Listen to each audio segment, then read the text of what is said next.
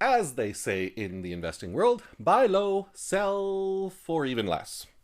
Are these investors just knuckleheads? No, they're competent, savvy, and intelligent knuckleheads. Why? Because it takes skill, research, and dedication to take that bathroom reader, submit it for grading, and pay 20 times what it's worth in grading fees. Today, we bring you 6 of the most common, unremarkable, and forgettable comics to ever sell at auction. These are the kind of comics that make you want to ask, why they grade that? Now, collectors, I don't always grade comics, but when I do, I grade X-Force number 12, which is why I applaud this next investor for grading this beautifully average copy. Note the frazzled cover art style, so typical of the 1990s era of comic books.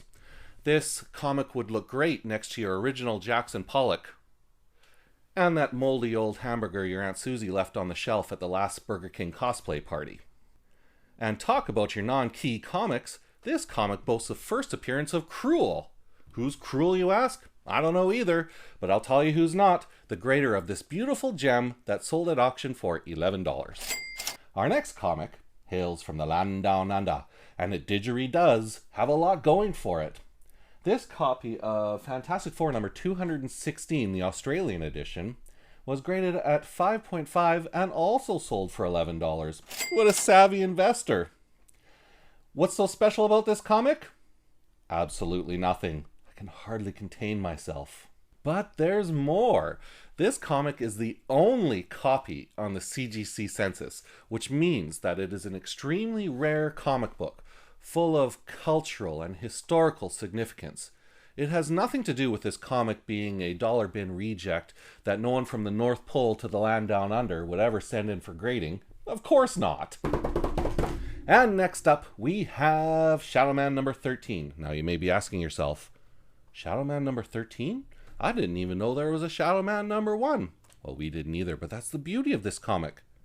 No, that's the beauty of this investment. Hides in the shadows where no one can see it or wants it, yet it shocked the collecting community when it spurred a bidding war at Dig Auction. Just how many people bid for this comic? 3. Wow! And how much did this comic go for at auction? A whopping $3.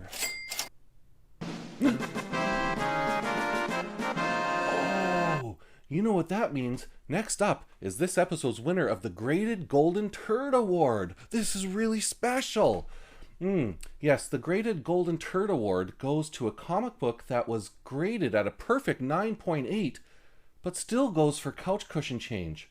Why? Because a mint-condition turd is still just a turd. The winner of this prestigious award goes to Verotique number 1. Which sold for an astronomical $2.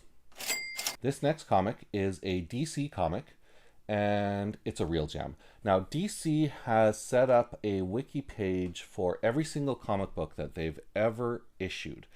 The collecting community can go onto that wiki and collaborate on a synopsis of what happened in that issue.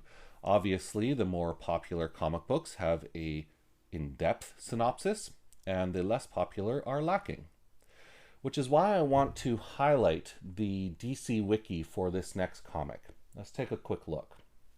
Justice League America number 88 is an issue of Justice League America. So informative. It continues. This webpage is missing a well-written and detailed synopsis.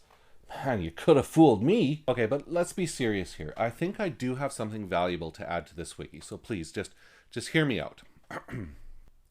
Being one of the mass-produced comics from the 1990s that led to the collapse of the comic book industry, this comic book was seen as trash and used as toilet paper, so it's very hard to find in high grade.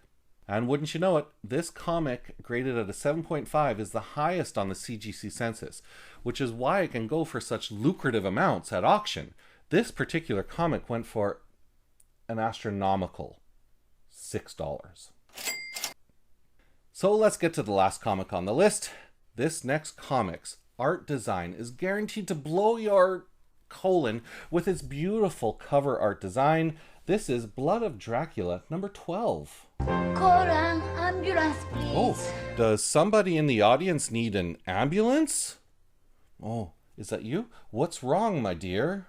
My stomach. Yes, I see what's happening here. The cover art is so tantalizing that it's giving her visual diarrhea.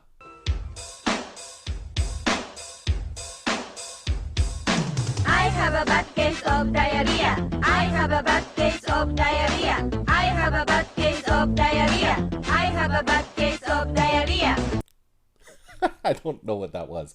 But let's get back to the comic. So this comic was published by Apple Comics, and it's worth getting into a little bit of history here. So Apple Computers, when they released their first iPhone many years ago, they were making so much money on electronics that they wanted nothing to do with the comic book industry. So some guy in his basement started Apple Comics.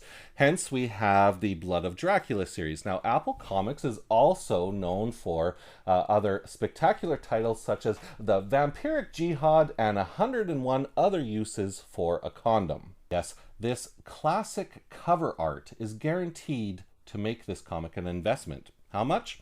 Don't know. It doesn't matter that no one's ever heard of this comic, that it's in poor condition, or the cover art sucks. Oh, just scratch that last one from the record. Anyway, this comic book cover is guaranteed to tantalize and diarrhea-ize your investors into paying premium dollars for this comic. That's why it sold at auction for an astronomical, whopping $11.79. And that's it for this episode. Remember to buy low, sell low, and join us next time on Why They Grade That.